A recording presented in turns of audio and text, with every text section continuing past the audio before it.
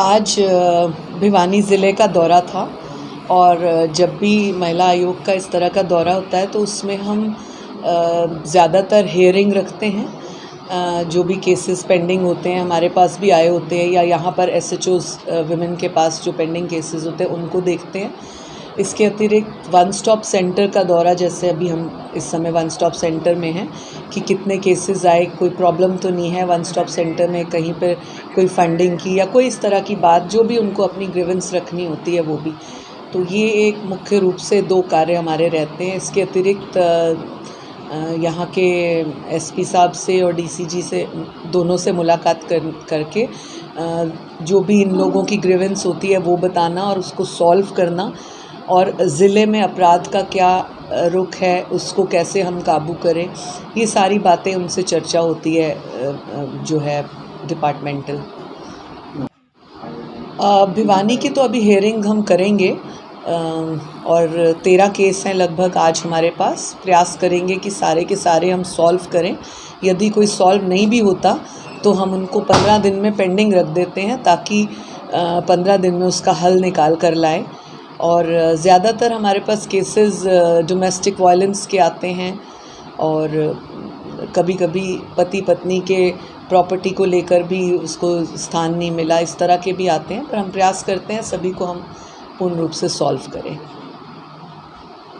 अभी मुझे बताया गया कि 25-26 मामले लगभग महीने के आते हैं और 200 से अधिक मामले इस वर्ष हुए हैं। 900 से अधिक मामले इस वर्ष हुए हैं। तो ये आंकड़ा काफ़ी बड़ा है। हम प्रयास करते हैं कि 900 में से लगभग 900 ही अपने घर चली जाएं तो बेहतर होता है, परंतु कई बार किसी के ऊपर केस होता है या कुछ होता है। हर वन स्टॉप सेंटर की अलग परेशानी और अलग प्रॉब्लम होती है महिला के साथ, तो हर वन स्टॉप सेंटर का अलग रिपोर्टिंग होती है।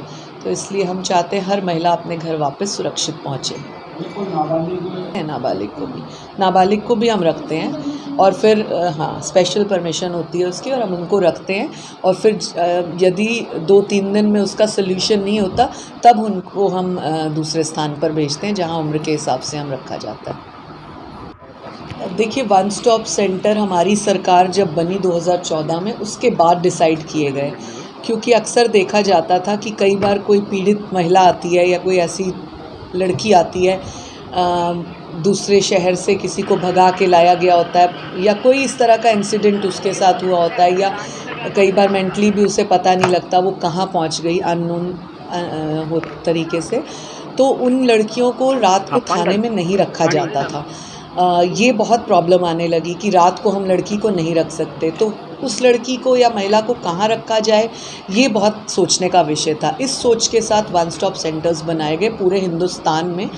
मेरे ख्याल से पूरा एग्जैक्ट आंकड़ा तो नहीं, पर 700-750 से अधिक वन स्टॉप सेंटर हैं पूरे हिंदुस्तान में।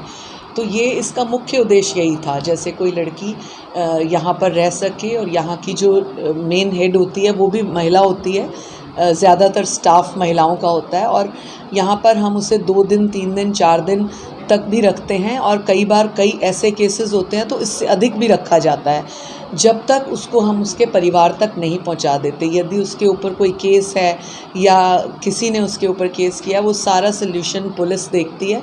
उसके बाद हम उसको सेफली उसके घर तक पहुँचाते हैं या उसके परिवार को यहाँ बुलाते हैं लेने के लिए। तो वन स्टॉप सेंटर का ये बहुत ही मुख्य उद्देश्य और महत्वपूर्ण उद्देश्य है जो महिलाओं के लिए है।